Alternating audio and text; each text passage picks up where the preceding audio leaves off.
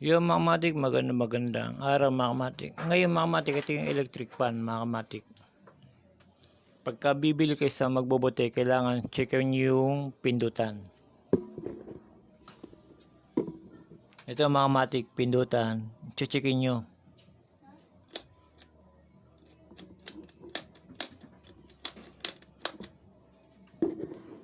Yan mga kamatik, pagka gumagana yan, pwede yun. Tapos, hawakan nyo yung LC. Titignan nyo kung malambot mga kamatik. Ibig sabihin, maayos natin yung ganyan mga kamatik. Yan lang yung purpose mga kamatik pagka bibili ka sa magbobote ng electric pan mga kamatik. Unang gagawin mo, yung pindutin mo yung mga button niya. Tapos, yung LC niya paikutin mo. Pagka malambot, madali maayos yan mga kamatik. Pagka matigas, kulang lang sa lungs yan mga kamatik. Ngayon mga kamatik, ituturo ko naman sa inyo kung paano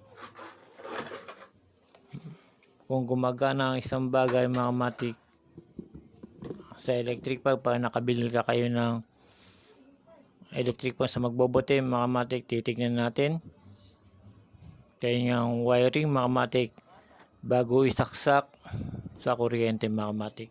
Papakita ko sa inyo mga kamatik.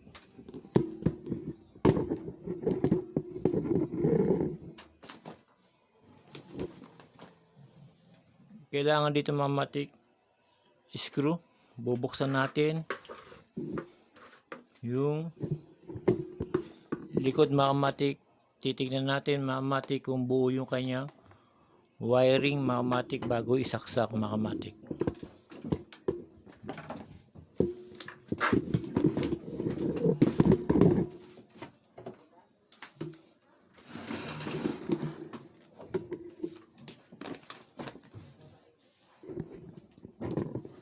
Yun dito mga kamatik, kailangan pagka mabubukas kayo ng electric fan, unang-una wag nyo muna isaksak para safety lagi mga kamatik, di ka makuryente.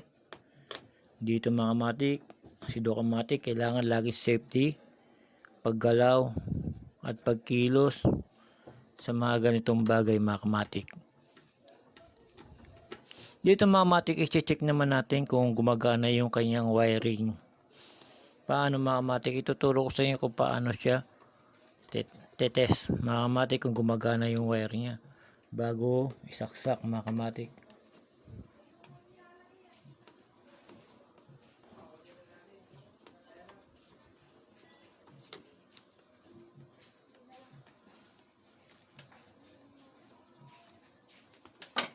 Ngayon nabuksan na natin mga kamatik. I-check natin mga kamatik yung wiring niya. Ayan mga kamatik, ganito lang paggawa ng electric fan mga kamatik. Basic lang muna tayo sa electric fan hanggang sa matuto ka mga kamatik. Tandaan lagi mga kamatik, bago mo isaksak, checkin nyo muna yung plug tsaka yung loob mga kamatik. Ito mga kamatik, check upin natin yung kanyang yung wire niya, yung ginawa ko nakaraan. Paano i-test kung gumagana yung kabila o hindi mga kamatik.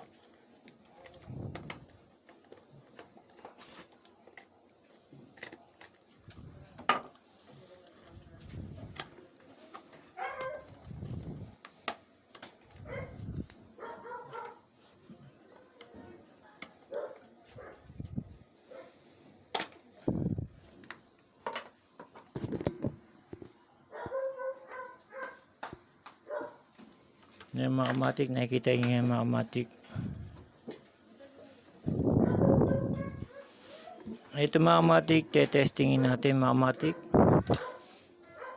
Check upin natin kung gumagana yung kayang wire mga kamatik. Ito mga kamatik, sample lang to mga kamatik na check upin natin mga kamatik. Yun, pagka magche-check ka mga kamatik, yung dulo ng plug, lalagay mo lang dito. Kaya may butas yan mga kamatik. Karamihan ito walang butas. Ito ngayon mga kamatik, titignan natin kung gumagana yung kanyang isa, mga kamatik.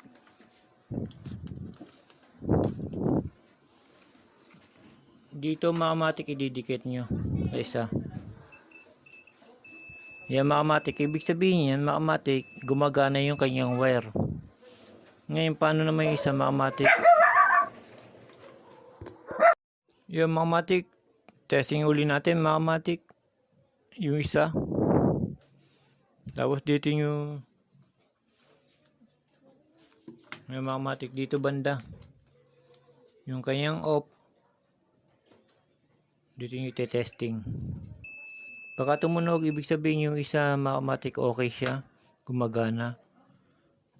Ngayon papalitan naman natin, ililipat natin sa kabila mga kamatik. Yan. Pakalipat sa kabila mga kamatik, dito nyo naman tetesterin. Dito. Tetesterin nyo dito sa plastic mga kamatik.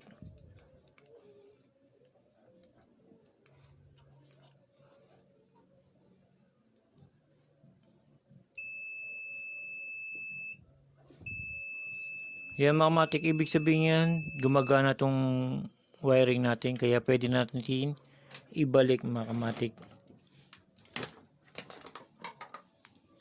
Yan. Ibig sabihin yan mga ganyan mga kamatik, gumagana yung wire mga kamatik. Kailangan natin ibalik na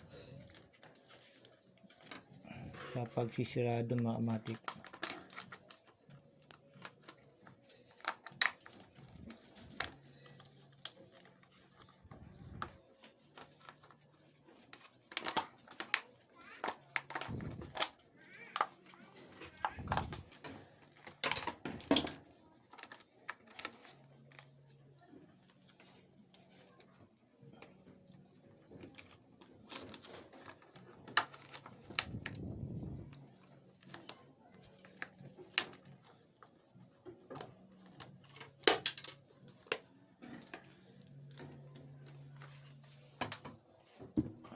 Yung mga matik dito kailangan dandahan din para hindi masyado masira. Dahil sa nakita nyo naman gumagana yung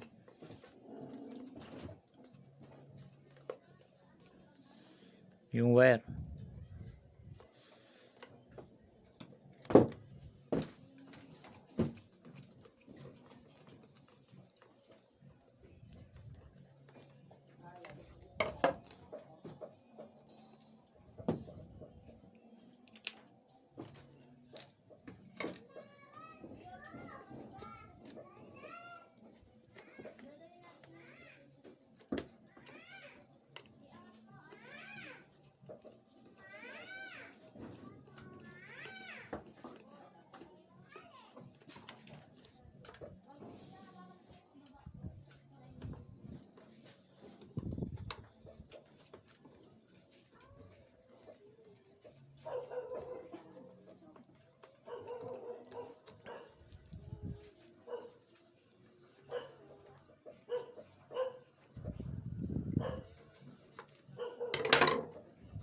Yung mga kamatik, dahil na testing na natin mga kamatik, ibig sabihin yan ay pwede na siya mga kamatik. Tapos mga ganito ba mga kamatik, dahil sa nasubukan na natin ito mga kamatik, na tester na natin itong wiring nya mga kamatik.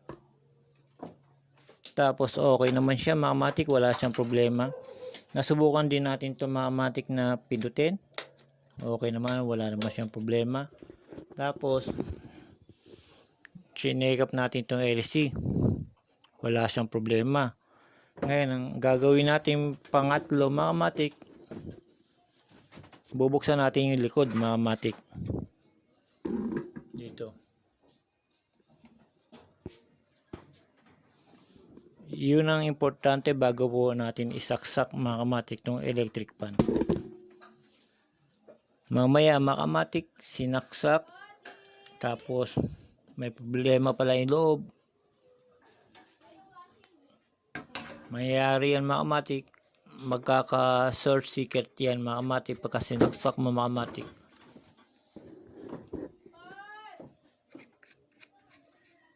Ang pangtanggal naman dito mga kamatik ay saglit lang. Tandaan lagi para laging safety mga kamatik. Medyo pagka magbabaklas ka na ito, kailangan mga kamatik hindi nakasaksak. Yun ang pinaka safety mga kamatik na kailangan gawin mga kamatik. Ngayon mga kamatik, tatanggalin natin to mga screw para makita natin yung kanyang loob, kung po pwede siyang isaksak o hindi. Titingnan natin yung loob niya kung okay.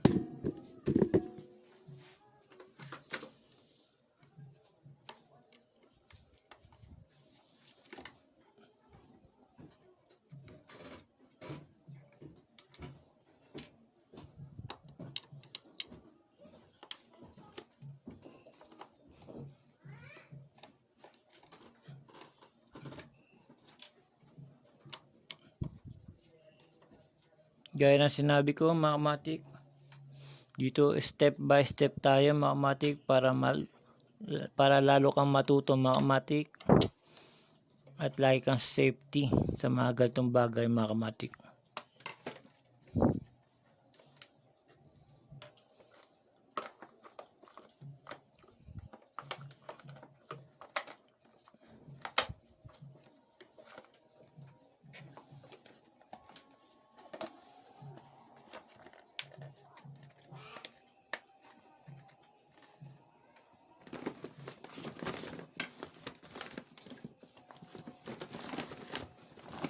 Pagka hindi matanggal mga kamatik kasi nakalakto, kailangan gumamit ng flat.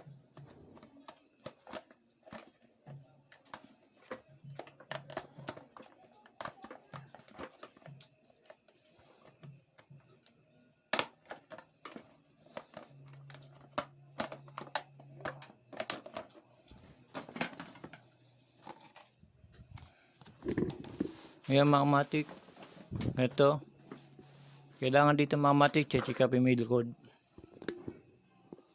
Yan. Pagka nakita nyo yung capacitor niya, ito yung capacitor niya mga kamatik. Yan mga kamatik, ito yung capacitor. Tinignan mo, wala namang problema. Ibig sabihin mga kamatik, pwede na siyang isaksak.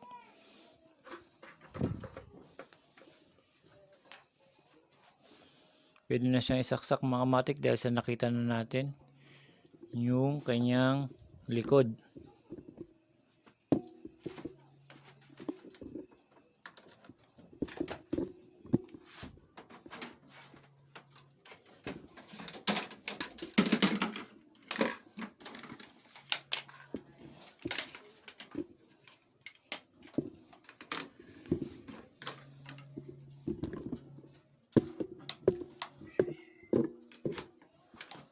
Yung mga kamatik, sinaksak na natin, hindi pa natin binalik yung kanyang kaha mga kamatik.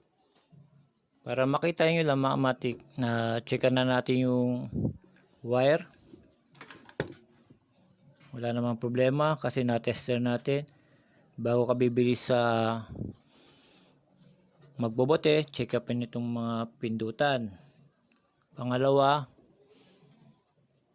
titignan nyo kung malambot. Pagka malambot, medyo tapos yung iba nito matigas, maayos pa yung mga kamatik. Pangalawa,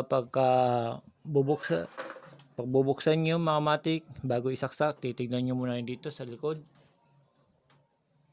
check upan dito sa ilalim para safety mga kamatik. Ngayon mga kamatik, makikita nyo, bubuksan natin kasi na-check na natin. Ni-review ko lang mga kamatik para maunawaan nyo at matuto kayo mga kamatik itong simpleng bagay na paggawa.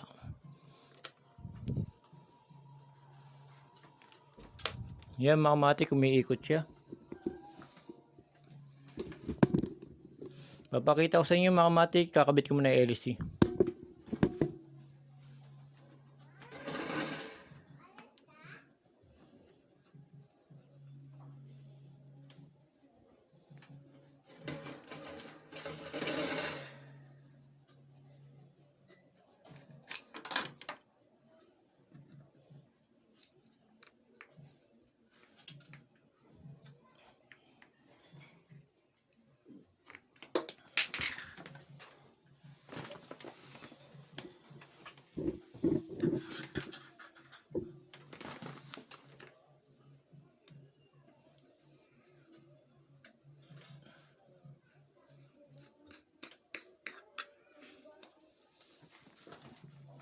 Yun mga kamatik, kinabit na natin yung LC. Papakita ko sa inyo kung maandar. Ay, di ko pa pala nasaksak. Saksak natin uli. Ayan siya mga kamatik. Ganyan lang mga kamatik paggawa na electric fan.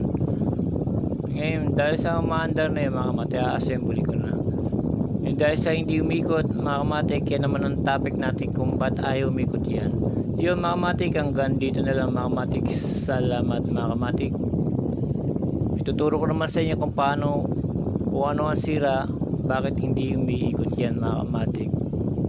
Yun mga kamatik, hanggang dito na lang. Salamat.